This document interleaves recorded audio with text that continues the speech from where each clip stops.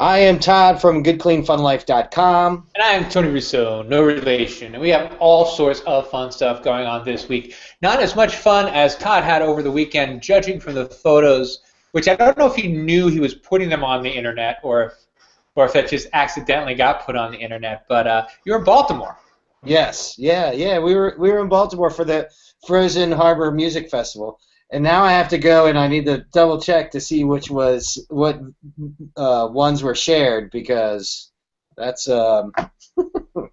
that's no we put a bunch up that were 70 or 100 or some ridiculous amount of acts who are going to be playing at Ram's Head Live, which is in the news today, prior to an event prior to this past weekend. They had this big show. Used to be Pirate Rob's birthday bash. Now it's the Frozen Harbor Music Festival. The boys from Pasadena, Bon and Bentley, Sweet Lita, Love Betty, Scribe, Pressing Strings, all of your favorites, right, Tony? I don't know any of those bands. Something actually happened. I'll not think of it, which is too bad. But something happened relatively recently where I'm like, I think it's important for me not to know like the new bands because I'm not cool in any other aspect of my life. So like if I knew who the people you said were, I would be trying too hard. I might like have a ponytail and be balding. That actually reminds me of something great that happened. We were supposed. Okay, so you know about the weather this past weekend. Baltimore got 8 inches of snow all day Saturday, while the festival was supposed to be being set up and started and all of that. Right. It was Friday and Saturday night, but so a lot of people had to drop out. But unfortunately, we were going to be filming a music video for our friends Haleytown, another band you don't know, but they're country, so you'll like them even less. But actually, I love the bands that are country and I don't know. Yeah, they're my favorite actually. They unfortunately had to bag out because of the travel. It was really pretty bad traveling, and we were there embedded, so it was nice and easy for us. But because of that, we weren't necessarily working. We were already there. Hotels paid for, and of course, like all of our work, it's fun too. And but there was so we're watching some friends play, and it's almost like a music conference because all of the bands are watching their other bands, and it's a big love fest. And but there's a guy there who's videotaping. And there's a couple photographers and a couple people doing similar stuff to what we do, but he's got a tripod and he's got a big camcorder with an XLR. I mean, he's about as obtrusive a filmer as you can have in a bar, and it was just hilarious because he's an older fella, all teched up. He had gray hair and a long ponytail and a black T-shirt tucked into his jeans, and I couldn't help but to imagine that this is me in 20 years. I'm whatever. Maybe I'm still wearing this, but it will be so far out of date that I'll look like an old timer. So I'll be old and and be made fun of.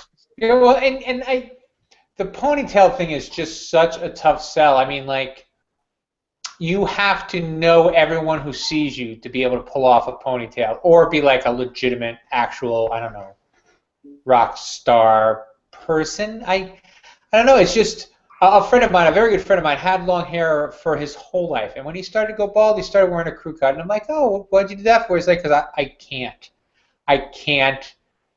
What am I going to do? Have a bald head and a ponytail? I can't be that guy. And I think a lot of people can't be that guy, which makes you wonder about the people who choose to be that guy. Like, do they not know or do they not care? And if they don't care, do they not care because they're trying to show that they don't care? Or do they not care because they truly don't care? I think the number of people who truly don't care is so minuscule. Yeah.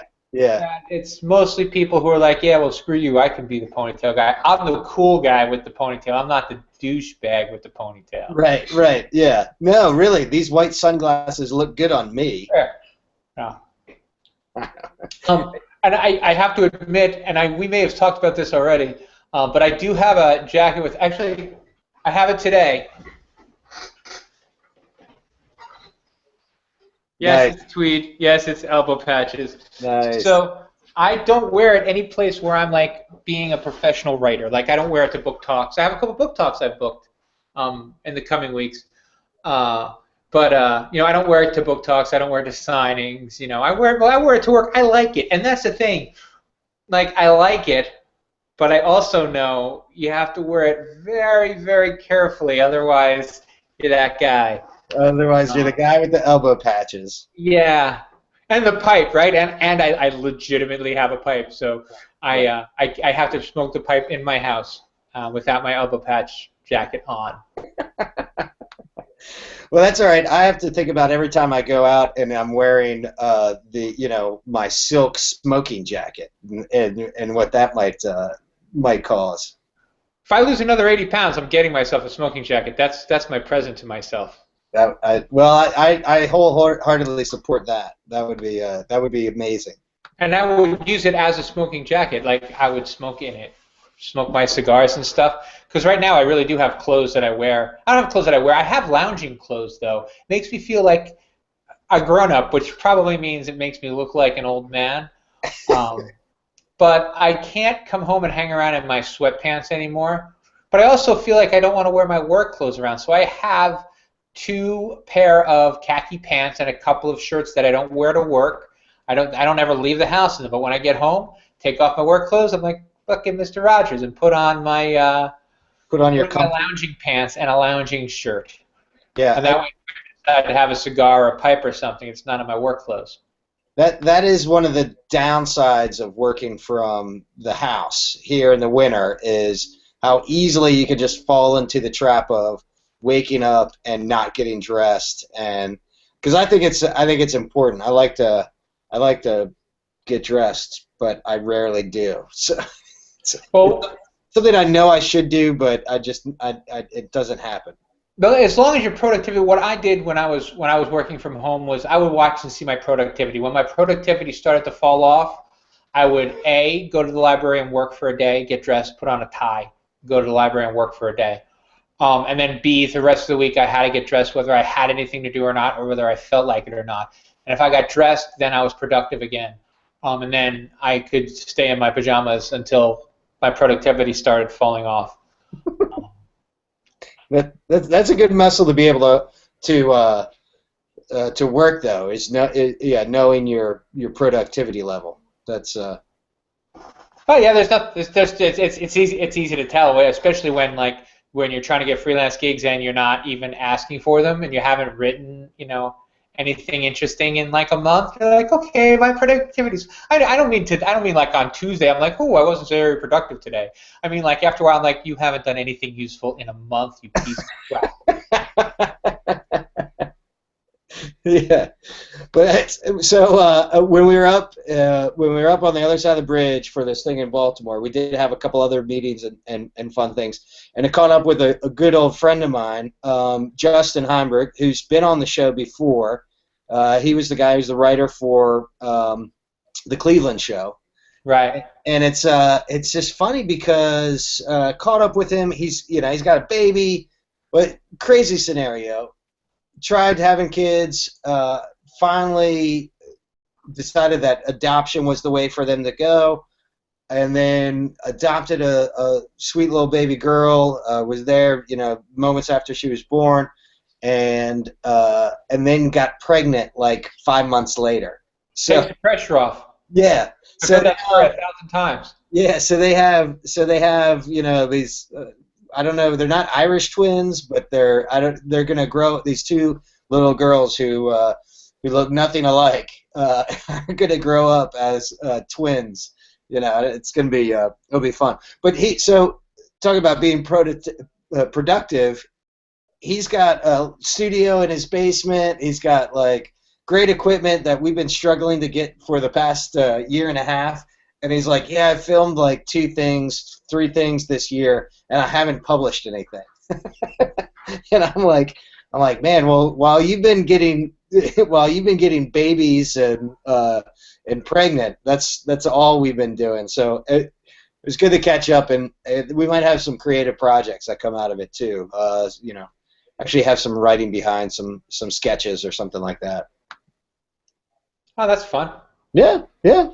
Like, are you talking about like doing like internet sketches for like a sketch show on the internet? Yeah, I think so. He still has like network connections type stuff. So I don't understand, where it could go or how it could go. I mean, he's got his own brand, and if the experience that I've had in editing over the past 2 years, on a regular basis, if I can help him out and maybe something comes along. Otherwise, maybe it's just some fun stuff and content for us as well. Nothing wrong with that. If I can actually jump over real quick, my new blog people that I'm blogging for are now carrying my Beer with Strangers show, which was kind of them. I didn't ask them to or anything. He saw it and he's like, "Hey, this is cool. We'd like to run it." And I'm like, "Nobody's watching it on my channel. Maybe they'll watch it on yours." I think it's like this too. I think it's just one of those things that it's important just to keep doing, because you never know what's gonna come out of it, and all of a sudden here we are, 185 episodes later, and Well, and we're good at it. We're good at it, and we've gotten to the point where, like, I really, and I mean this in a good way, don't think about the show until we sit down. Like, as I'm putting my stuff together, I'm like, okay, what did I do this week? Blah blah blah blah blah. But we've got a kind of rhythm where, like, if for some reason we each took 20 minutes to put an actual show together, we could do a good job at it. Which I don't know if you've even noticed that I've decided this week I have a bunch of stuff to do, and I'm not going to do any post-production. I didn't notice that. No. I'm just going straight, but maybe I'll throw up the lower thirds or something along those lines. But well, it looks good. The split screen, it looks good. I'm still a little, like, I watch it and I'm like, okay, I should have done this, I should have done that. I think I'm getting very good at making eye contact. Yeah. One of the things that we do at the other podcast we just started this week is we got a television that we hook up to, and we put the camera right in front of the television, so that way we can look at ourselves, but look like we're not looking at ourselves. Right. And next week, that's what I'm going to do here. Is just been insanely busy. We are putting out 3 papers because this is a larger publishing company than, well, I have more responsibility than I had at the last large publishing company, but it's bigger than the Ocean City Today people, where we're putting out 3 papers, like one today, one tomorrow, one the next day. Wow. And then we're going to do it again next week. So there's going to be like 1 or 2 weeks a month where we put out 3 papers, sometimes 4, in addition to doing all the writing and stuff like that. So it was bonkers. But if it weren't bonkers today, that's what I was going to do, is put up my little stand right in front of the, and it's something that you don't think about because you're like, well, it would be in the way, and no, the camera can't see itself, so it can't be in the way. Right. So yeah, and that's, I mean, I think I actually almost pulled out the lights and stuff like that. So just like you said, 20 minutes of actual prep or post-production, man, we would be really good. Hell of a show. The other thing that happened, speaking of which, is I did do this live stream, and if you want to take a look at it, it was cool. It was John Paskashevitz, who was the head brewer over at Third Wave, and he was giving a class on sour beers and how to make sour beers. And so if you're a brewer and you want to know some tips and tricks for brewing sour beers, it's about an hour long. Lots of questions. He talks about his beers. He talks about his processes. We didn't get any questions from the internet, which was a little disappointing. I really thought that I would, but I don't do the kind of promotion that I should. I'm like, oh, this is on. If you happen to stumble across it, then you're a lucky fellow. But one of the things what was interesting about him was he was talking about how the different how much it is to taste. Like you know about the sour beers, you just taste them until they taste the way you like them, and then they're done. Oh, really? Yeah, I didn't know that. Oh, and I said, well, how do you make them the same way? He's like, you can't. You just have to make a lot of one, and then just hope for the best the next time. He's like, you could keep one and taste that, to compare. Right. Which is what the bigger places do. But for smaller places like Third Wave, they just I wonder how Brian does Tart Attack, if they have like a library, or if they just remember what it tastes like, or if they just brewed a whole bunch of them first. Well, because that is an interesting question, because I feel like they've been really consistent with is it Tart Attack or the other one, the Berliner Weissen. But right. Yeah, I mean they've been steady with that. So I mean, who knows? Maybe Brian knows what he's doing. Well, the Berliner Weiss is a different kind of beer because it only takes a couple weeks. Right. So you that's a little bit easier to keep track of. But the ones that age a year and a half, that's the one like, what did this taste like 18 months ago? Yeah. I don't know. Right. And that's why I think a lot of times also they're in limited editions. So I heard, tragically but not really, because somebody was hurt, that the Lazy Lizard burned to the ground. And it made me so happy, but also like a little bit irritated. Only because, like I said, they were mean to me, so I'm going to be mean to them for the rest of my life. They had thrown me out. Yeah. As we've discussed before, but they had also gone out of business. They had failed. Yeah.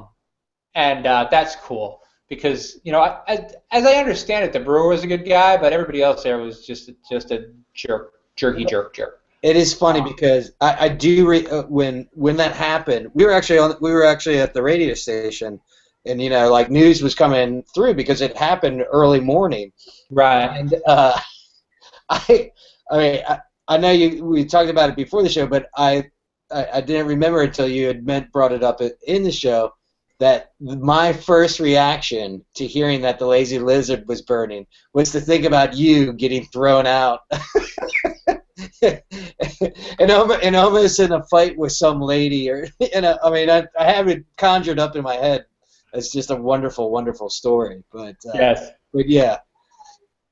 So I was speaking just a day after, or I believe it was a day after, to the people at Chesapeake Bay Brewing Company, Chesapeake Brewing, Crisfield Brewing place.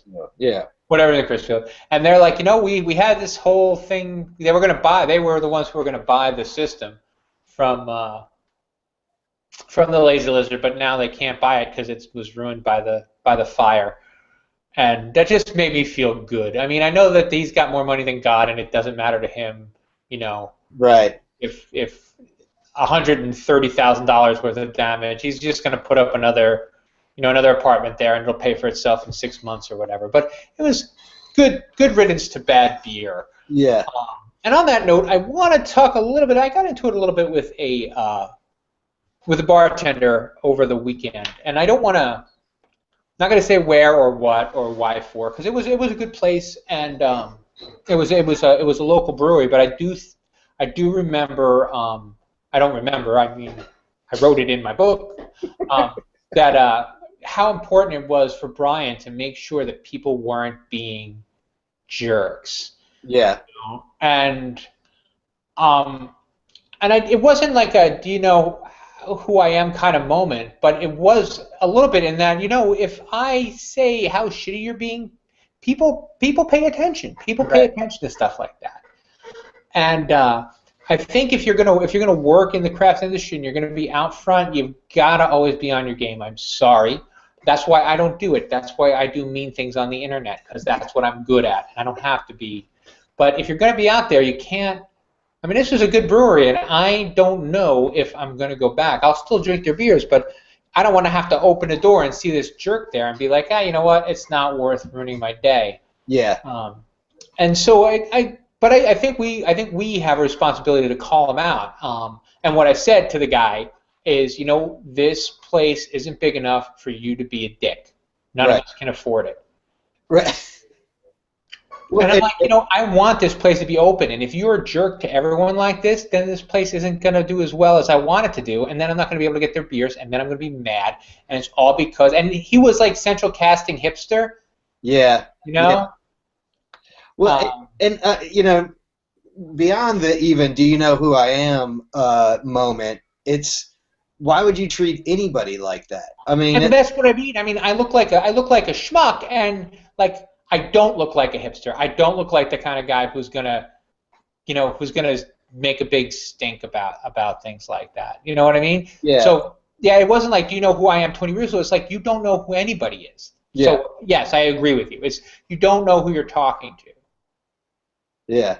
That's And I mean, and I've seen it before. Working with Brian, and shit's hitting the fan in the back with contractors or a batch or I mean any number of things, just day-to-day business. Back of the house, and then he's got to walk out front and and pull himself together and put on shake it off. and be Brian. I mean, it's not easy. And again, this was a new person. I mean, I know because I know some of the bartenders. So this was a new person, and I'm sure things will work out. But it's just I just want to tell everybody, just be careful. Just don't ruin it. We're having so much fun. Yeah. Don't be the bad guy. And I did hear a great hipster joke. Would you like me to share it with you? Oh yeah, absolutely. How many hipsters does it take to change a light bulb? I don't know. You don't know? I don't know. That's the answer is, oh, you don't know? Oh, you don't know? You have to have the right inflection. Yeah, I'm not as jerky as I am. I'm not that. I can't be that dismissive. I can only be mean. I can't be dismissive. Right. I don't know why. Okay, so where are we here? We have you were talking about some stuff going on with Mackey's? Yeah, the Starboard. Starboard. Well, while we were up in Baltimore, also, we met up with our good friend Monty, who is the owner over at the Starboard, and he has gotten into a venture with Nick's Fish House, which is up in Baltimore. It's right on the water. It's like on the backside of where Federal Hill is, and so him and the guy from Big Fish Grill down here in Rehoboth are going in, and they're gonna be putting a bunch of money into making the place look nice, running it as a business, sort of stepping up the game a little bit, and it's gonna be a neat thing. So to have these relationships now that we have. And that they're moving west, as we said, investing in that direction. It should be pretty exciting.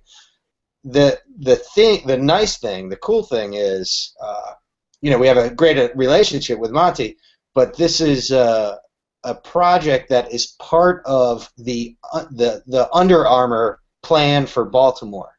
Oh wow. Yeah, so I had mentioned before the Plank Brothers, and so there's some involvement there because they have a real estate company, and that they have been purchasing a lot of stuff around the Federal Hill area where they're located, and it's actually pretty cool. There was an article a couple. It's probably a couple months ago. I think it was summertime. But talking one of the founder of Under Armour, which is now just surpassed Adidas as like the second largest wearable, company, athletic company. And in the article was the owner talking about how Baltimore has to get over its its wire obsession. Like it's like the abused kid. It's like we're always going to be you don't have to be dirty. You can be nice too. Oh, what's that? You don't have to be dirty. You can be nice too. You don't have to have the highest murder rate on the East Coast. Right, yeah. So, and if you think about it, here's a business that's born out of Maryland, has remained in Maryland, and is committed to to making it a better place. So, I don't know. It's kind of cool. I'm drinking a little bit of the Kool-Aid, and I've never have the Under Armour before. Mostly because my buddy who's been in screen printing and embroidery, like knew them early on and that sort of thing. But I think I think ultimately it's a neat thing, and some of the cool projects that they're talking about for us, even if we have a little bit of involvement, I think that would be pretty cool. So the highlight of the weekend is Monty talking to us about the Under Armour guys. They're redoing the logo. They are going to build a website, but I want you guys involved to tell them how the website should be. So, oh wow, that's fun. So here's little old us, small town America, talking to Under Armour's web developer, like I think this should be good. So it's a little bit of a bigger stage for us, which is very good. Cool. Yeah. Speaking of stage, any barrel sessions coming up? Nothing that has been booked new. We have plenty of content that we're just going to be pushing through, and just kind of keeping that going. And I think we're going to kind of wait for the weather to break a little bit, which will happen real soon here, and like to get back in there for a season 2. Wow. I think how we might do it. But yeah, we still have. I got a ton of content still to go up. Some great songs and some great music. Very, very cool. That's pretty much it. If you want to catch me, I will be at the Oddfellow. I just booked. I'll be talking for 15 minutes to the Laurel Oddfellows on Thursday. Come on out. Maybe we'll find the bodies. Did you know that there are bodies in some Oddfellows buildings? No, that's disturbing in many ways. They used to bury people if people couldn't afford to be buried, and if they either didn't have a place or whatever, then they would stick them in the walls or in the floors and stuff. So a lot of the Oddfellows buildings, including the one not far from your house, may have bones in them. Wow. Where's the one by my house? The Oddfellows building. The what? It used to be, I don't know what it is today. It used to be MR Ducks. Oh, right in town? Yeah, in the gallery there. Huh. Yeah, that's the Oddfellows building. Huh. There could very well be bones in that building. That is very interesting. The floorboards are in the walls, and no one would ever know. Well, they would know if they looked, or if they were an Oddfellow that was there. But I said it to the guy when I was talking to him, and he kind of laughed. He kind of shrugged it off. I'm like, "You got bodies," and he's like, So. Yeah. So everybody's always asking about the bodies. Yeah, I think like 12 people on the whole planet know that there's such a thing as the Oddfellows, and also that they, and it's not a creepy thing. I mean, it's creepy, but it's not like they're just, looking out for the dead. Yeah. So it's not like Slender. And that's all I got. I've got some, I've got blogs coming out. You can catch me at all the places you can catch me. How about you? What do you got coming up this weekend? It's going to be another fun fit. We're right around the corner from just all hell breaking loose with Brewgrass and Starboard opening and all sorts of stuff. St. Patrick's Day. And St. Patrick's Day, which will be our 5th anniversary. Wow. So we're looking forward to that. We'll probably just be in Berlin. Actually, may check out Chick Habit over at Burley Oak. I haven't been there in like a month. Somehow it has gone by.